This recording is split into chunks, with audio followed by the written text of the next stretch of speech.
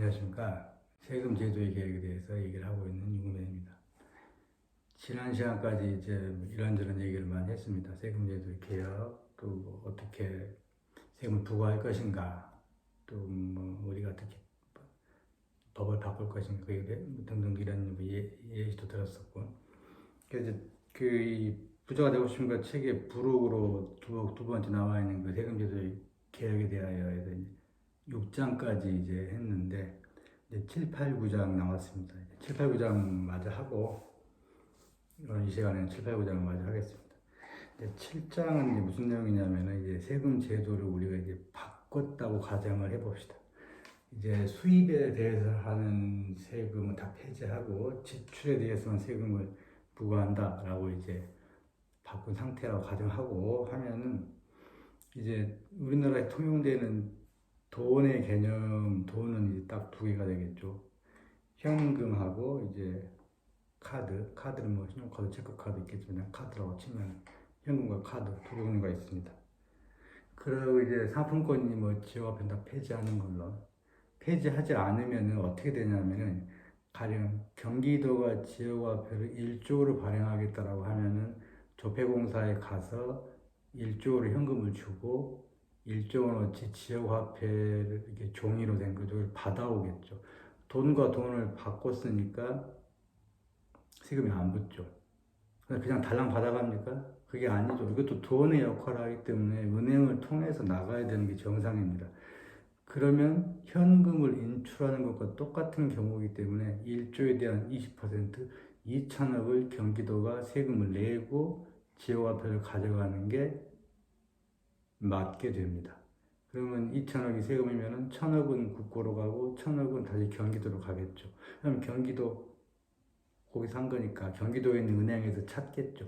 다른 데 은행에서 찾으면 그쪽 지자체로 가니까 그렇게는 안 할 거 아닙니까?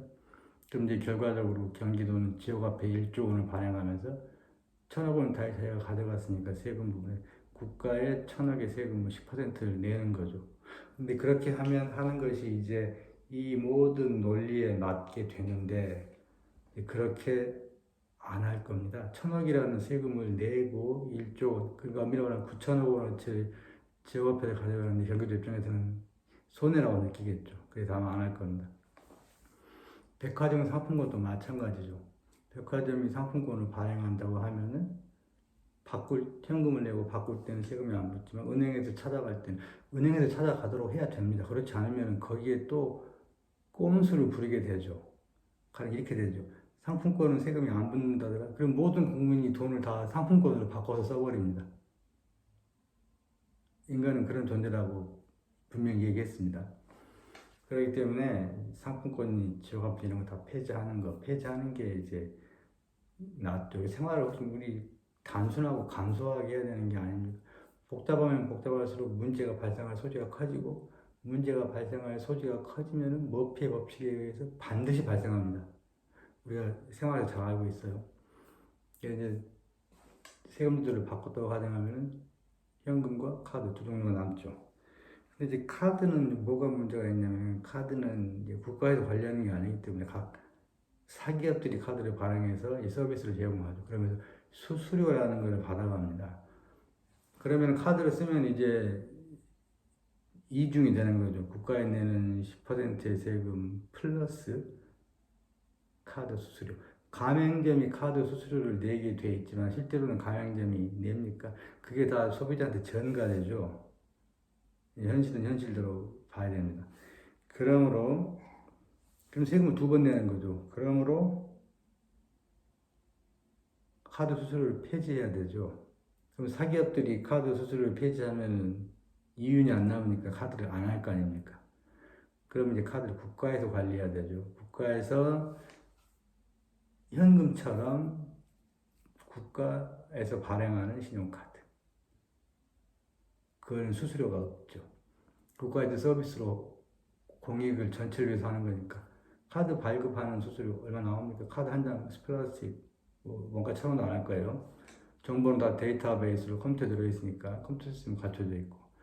그러니까 국가에서 발행하는 현금, 국가에서 발행하는 카드 이렇게 두 종류가 결제 수단이 될 겁니다. 향후 더 나가면은 이제 현금을 점점 안 쓰게 되겠죠. 실제로 안 쓰고 있고. 그리고 현금을 쓰면 세금이 더 많이 나오니까 현금을 더 안 쓰게 될 겁니다.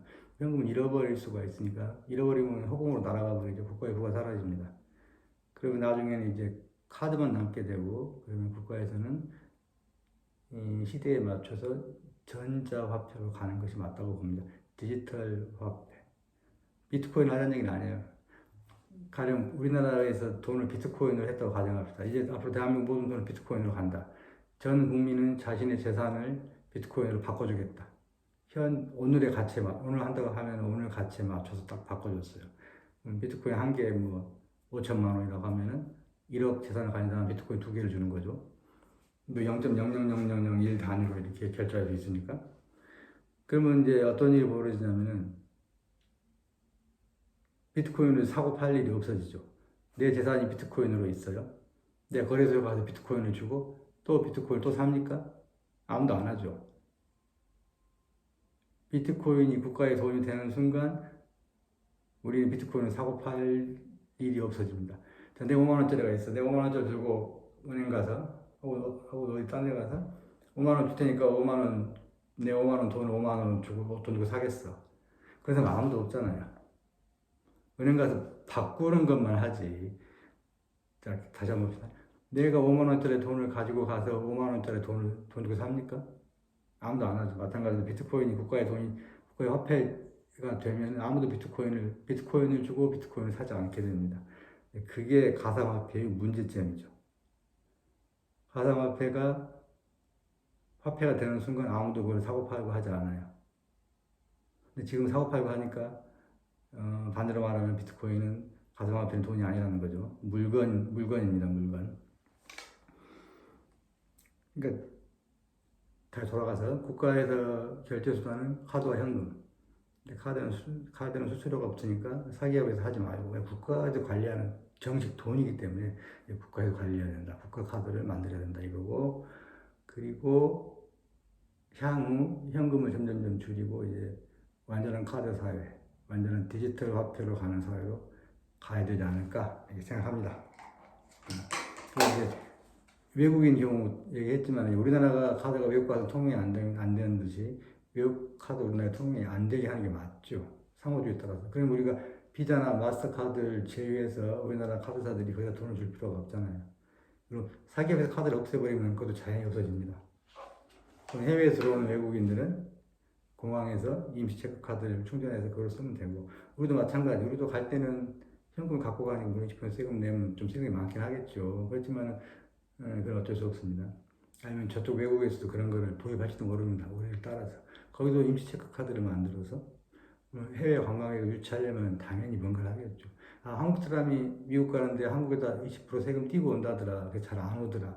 근데 한국은 임시 체크 카드를 만들어서 한다더라. 10%만 세금을 낸다더라. 우리도 도입하자. 이렇게 충분히 될 소리가 있습니다.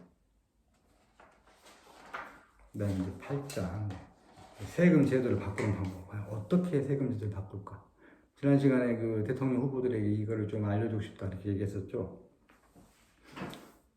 순순히 정부나 국회가 세금 제도를 바꿔줄까요? 현재 지금 존재하는 국회의원들 혹은 지금 정부가 제시를 했어요. 이렇게 세금 제도를 바꿉시다. 혹은 국민들이 가령 한 1,000만 명이 국회나 정부에서 요구를 했다고 칩시다. 바꿔줄까요? 절대 그럴 리가 없죠. 정부나 국회는 국민의 세금으로 먹고 사는 사람들인데 자신이 쓸 수 있는 돈을 줄이자고 하는데 물론 이 세금제도 개혁은 세금제도를 줄이자는 목적이 아닌 것은 분명히 말씀드렸습니다만 이렇게 세금제도가 바뀌면 분명히 현실적으로 세금의 액수가 분명히 줄어듭니다. 왜냐하면 세목 종류도 줄어들고 다 줄어들게 되겠죠. 그럼 절대 바꾸지 않죠. 정부나 국회는 절대 세금제도를 바꾸려고 하지 않습니다. 돈이 적게 들어온다는데 좋아할 사람이 없죠. 그러면 우리는 노예인가요? 자유인인가요? 우리는 노예죠. 현 상태에서 우리는 노예입니다. 몇 년 전 예를 들어볼까요? 모 대통령이 대통령으로서의 자격이 없다 그래서 국민들이 광화문에 많이 나가서 날마다 시위를 했습니다. 물러나라. 물러났습니까? 물러나지 않았죠. 우리가 끌어내렸습니까? 우리는 끌어내릴 흔히 사람들이 좋아하는 법하는 사람들이 좋아하는 것. 법과 절차에 따라서 하자. 우리는 끌어내릴 권한이 없었습니다. 지금도 권한은 없어요. 대통령이 있는데 마음에 안 들어, 못해. 그럼 우리가 끌어내릴 권한이 전혀 없습니다. 4.19 때는 끌어내린 게 아니죠. 요구하니까 스스로 물러난 거죠. 우리가 끌어내릴 권리는 그때도 없었고 지금도 권리는 없습니다. 법과 절차에 전혀 명시가 되어 있잖아요. 만약 5천만 국민에서 500만 원 10%는 꽤 크지만 그래도 너무 작으니까 따지면 1,000만 명이 국민 요구를 했다. 난 국민청원이라는 말을 싫어한다고 했습니다. 국민 요구를 했다. 1,000만 명이 물러나라라고 대통령이 물러나라라고 요구를 했을 때 자동으로 그것이 선거관리위원회에 통보가 되고 자동으로 국민투표에 회부가 되고 국민투표로 해서 국민유권자 과반수 이상 투표자 과반수 이상 찬성이 성립했을 때 대통령은 자동으로 자리에서 쫓겨난다라는 법이 있으면 우리는 정말로 이 나라의 주권자가 되는 겁니다. 근데 그때 어떻게 했죠? 광화문에 모여서 아무리 시위를 해도 물러나지 않았어요. 법과 절차에 따라서 국회에서 먼저 탄핵을 하고 그 다음에 헌법재판소에서 그거를 결정을 했죠. 주권자는 누굽니까? 국회하고 헌법재판소죠. 만약 국회에 탄핵을 하지 않았다면 국민 5천만 명이 생업을 다 때려치고 광화문에 나가서 소리를 쳐도 물러나게 할 방법이 없었습니다. 그리고 지금도 없습니다. 현실을 정확히 봐야 되죠. 국회 탄핵이 없거나 혹은 탄핵이 있다 손 치더라도 헌법재판소에서 노해버리면 우리는 아무것도 아니게 돼버리죠. 아무것도 아닌 존재입니다. 국민은. 만약 1,000만 명 이상이 서명하고 그럼 자동으로 회부되고 과반 투표를 해서 결정나면 자동으로 물러난다고 하면은 그때는 우리는 노예가 아니라 자유인인 거죠. 이 나라의 진정한 주권자가 되는 겁니다. 그러므로 현재 우리는 이 세금 제도가 마음에 들어서 바꾸자고 하면은 국회나 혹은 대통령 혹은 대선 후보들에게 찾아가서 조르는 수밖에 없습니다. 아, 이게 바꿔주세요 하고 졸라야 됩니다. 근데 안 바꿔주면 방법이 없어요. 국민투표에 붙일 수만 있다면 바꿀 수 있겠죠. 근데 그것도 법과 절차에 따라서 뭐 무슨 과정이 있다는데 중간에 산 넘어 산입니다. 참 힘들게 살고 있어요. 그러므로 이제 이게 문제죠. 대선 후보들, 지금 대선이 좀 얼마 안 남아서 대선 후보들에게 이걸 알려줘서 정말 물어보고 싶어요. 마음에 드는지 안 드는지. 그러면은 국민들의 목소리가 커야 됩니다. 광화문에서 1,000만 명이 소리치니까 국회가 들었습니다. 마찬가지로 이 세금 제도가 정말로 마음에 든다면 어떻게 그거를 표현해야 될까요? 뭐 지금 청원 제도가 있으니까 청원할 수도 있고 우리가 뭘 만들 수도 있고 조직을 여기저기 제일 편한 건 여기저기 퍼뜨리는 거겠네요. 옆 사람에게 얘기를 하는 겁니다. 이거 봤는데 마음에 든다. 너도 생각해봐요. 친척들한테도, 부모님한테도, 자식들한테도, 뭐 동문들한테도, 뭐 앞집 사람, 옆집 사람한테도 이렇게 얘기를 하면은 이게 들불처럼 터져 나가서 단지 마음에 들어야 됩니다. 아, 마음에 안 들어. 저거는 좀 이상해.라고 하면은 전혀 그럴 필요가 없죠. 마음에 들면은 여기저기 알려가지고 소문을 내서 국민의 목소리가 커지면은 그것이 대선 후보들의 귀에도 들어갈 테고 그러면 그 사람들이 한 번쯤은 생각을 해보겠죠. 그러면서 뭐 잘하면 우리가 사회 시스템 전체를 완전히 뒤집어 엎을 수도 있습니다. 난 적어도 그렇게 생각합니다. 좀 불행한 현실은 우리가 저러는 수밖에 없다는 것. 그게 참 안타까운 현실이긴 한데 우리가 대표를 뽑은 사람들이 자기들만 권력을 가지고 우리에게 권력을 주지 않았어요. 누구 잘못일까요? 뭐 양쪽 다 잘못이겠지만 우리가 다 큰 잘못을 하고 있습니다. 우리는 거기에 그냥 순응하고 살았어요. 지금까지. 이제 세금 제도를 좀 만약 고쳤다고 가정합시다. 국민투표를 해서 마지막 헌법에다가 써버리면 되죠. 헌법에 써버리면 헌법 개정하려면 다시 국민투표를 해야 되니까 역시 국회나 이런 사람들이 함부로 마음대로 세금을 더 거둘 수가 없게 됩니다. 국민투표를 해서 확정한 다음에 헌법에 한 줄 써버리죠. 대한민국의 세금은 지출에 대해서 부과한다. 과연 우리가 세상을 바꿀 수 있을까요? 과연 누가 이것을 할 수 있을까요? 그게 지금 마지막 하나 남은 퀘스천입니다. 두 개군요. 우리가 이것을 할 수 있을까? 할 수 있다면 누가 먼저 이걸 시작할까? 오늘 여기까지 하겠습니다.